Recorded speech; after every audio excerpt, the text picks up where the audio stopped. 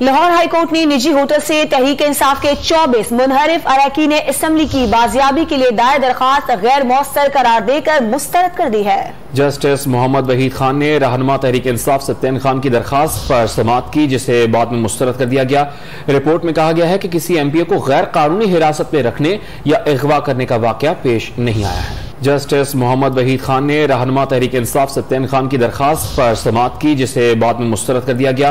Report में कहा गया है कि किसी एमपीए को गैर कानूनी हिरासत में रखने या अगवा करने का वाकया पेश नहीं आया है। लाहौर हाई कोर्ट ने निजी होटल से तहरीक इंसाफ के 24 मुनहरिफ अरकान असम्बली की बाजियाबी के लिए दायर दरखास्त गैर मौसर करार देकर मुस्तरद कर दी है।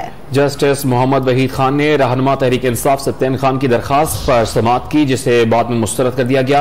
रिपोर्ट में कहा गया है कि किसी एमपीए को गैर कानूनी हिरासत में रखने या अगवा करने का वाकया पेश नहीं आया है।